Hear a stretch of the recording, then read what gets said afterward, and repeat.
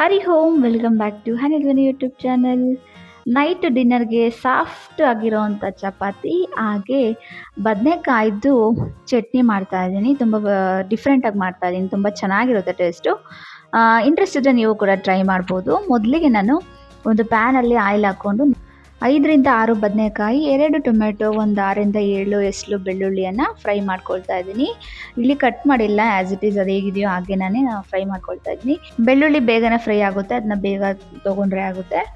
Next soft chapati ಮಾಡಬೇಕು ಅಂದರೆ ನಾನಿಲ್ಲಿ ಏನು ಮಾಡ್ತಿದ್ದೀನಿ ಅಂದರೆ 1.5 ಕಪ್ಪಷ್ಟು ಗೋಧಿ ಹಿಟ್ಟು ತೊಗೊಂಡಿದ್ದೀನಿ. ಅದಕ್ಕೆ ಸ್ವಲ್ಪ ಉಪ್ಪು ಹಾಕ್ಕೊಂಡು ಮಿಕ್ಸ್ ಮಾಡಿಕೊಂಡು ನೀರು ನೋಡಿಕೊಂಡು ಹಾಕ್ಕೊಳ್ಳಿ. ಸ್ವಲ್ಪ ನೀರು ಜಾಸ್ತಿನೇ ಇರಲಿ, ಹಾಗಂತ ತುಂಬ ಜಾಸ್ತಿ ಎಲ್ಲ ನೋಡ್ಕೊಂಡು ಕರೆಕ್ಟ್ ಕನ್ಸಿಸ್ಟೆನ್ಸಿ ಹಾಕ್ಕೋಬೇಕು. ಸ್ವಲ್ಪ ತುಪ್ಪ ಹಾಕ್ಕೊಳ್ತಿದ್ದೀನಿ ನಾನು, ಹಾಕ್ಕೊಂಡು ಸ್ವಲ್ಪ ನೀರು ಮಾಡ್ಕೊಳ್ತಾ ಇದ್ದೀನಿ.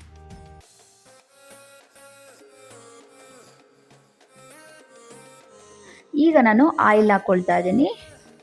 ಸೊ ಆಯಿಲನ್ನು ಗ್ರೀಸ್ ಮಾಡಿಬಿಟ್ಟು ಸ್ವಲ್ಪ ಲೈಟಾಗೆ ನೀಡ್ ಮಾಡಿಕೊಂಡು ಅದನ್ನ ಲೈಟಾಗಿ ನಾದ್ಕೊಂಡು ಇಟ್ಕೊಳ್ತೀನಿ. ತುಂಬ ಓವರ್ ನೀಡ್ ಮಾಡೋದೇನು ಬೇಕಾಗಲ್ಲ, ನೆಸೆಸಿಟಿ ಇರೋದಿಲ್ಲ.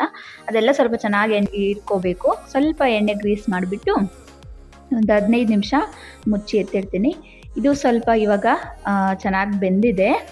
ಅದನ್ನು ತಣ್ಣಗೆ ಹಾಕ್ಬಿಡ್ತೀನಿ. ಬದನೆಕಾಯಿ ಟೊಮೊಟೊ ಎಲ್ಲ ನಾವು ಪ್ರೆಸ್ ಮಾಡಿ ನೋಡಿದ್ರೆ ಗೊತ್ತಾಗುತ್ತೆ ಅದು ಒಳಗಡೆ ಹೋಗ್ತಾ ಇದೆ ಅಂದರೆ ಚೆನ್ನಾಗಿ ಫ್ರೈ ಆಗಿದೆ, ಸಾಫ್ಟ್ ಆಗಿದೆ, ಬೆಂದಿದೆ ಅಂತ ಕೂಡ. ಸೊ ಅದನ್ನು ತಣ್ಣಗೆ ಹಾಕ್ಬಿಡ್ಬೇಕು, ಫುಲ್ ಕಂಪ್ಲೀಟ್ ಕೂಲ್ ಆಗಬೇಕು.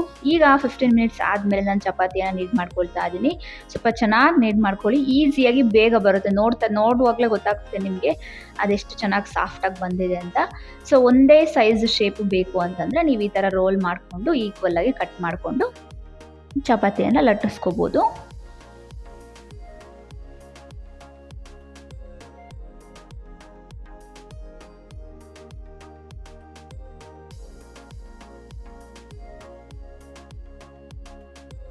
ಈಗ ಸ್ವಲ್ಪ ಗೋಧಿ ಹಿಟ್ಟನ್ನು ಹಾಕ್ಕೊಂಡು ಸ್ವಲ್ಪ ಗೋಧಿ ಹಿಟ್ಟು ಹಾಕೋಬೇಕು, ಜಾಸ್ತಿ ಹಿಟ್ಟು ಹಾಕ್ಕೊಳ್ಳೋದು ಬೇಡ.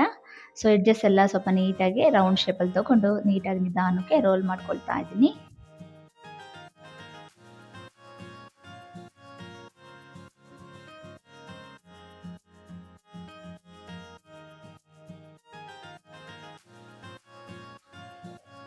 ಸೊ ಈಕ್ವಲಾಗಿ ಎಡ್ಜಸ್ ಮಾತ್ರ ನಿಧಾನಕ್ಕೆ ರೋಲ್ ಮಾಡಿಕೊಂಡ್ರೆ ರೌಂಡಾಗಿ ಎಷ್ಟು ನೀಟಾಗಿ ರೌಂಡಾಗಿ ಬಂದಿದೆ ನೋಡಿ, ಈ ಥರ ಆರಾಮಾಗಿ ನೀಟಾಗಿ ಉಜ್ಕೊಳ್ಳಿ.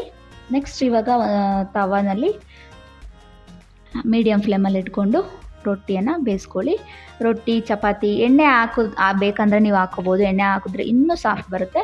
ಸೊ ನಾನು ಚಪಾತಿಗೆ ಯಾವಾಗಲೂ ಆಯಿಲ್ ಹಾಕೋದಿಲ್ಲ, ಕಮ್ಮಿ, ಅದಕ್ಕೋಸ್ಕರ ನಾನು ಆಯಿಲ್ ಹಾಕ್ತೇನೆ ಹಾಗೇ ಬೇಯಿಸ್ಕೊಳ್ತಾ ಇದ್ದೀನಿ. ಈಗ ಸಾಫ್ಟ್ ಚಪಾತಿ ರೆಡಿ ಆಗಿದೆ. ಈ ಕಡೆ ಬದನೆಕಾಯಿ ಟೊಮೊಟೊ ಫುಲ್ ಕಂಪ್ಲೀಟ್ ಕೂಲ್ ಆಗಿದೆ. ಈಗ ಸಿಪ್ಪೆ ಎಲ್ಲ ತೊಗೊಳ್ತಾ ಇದ್ದೀನಿ.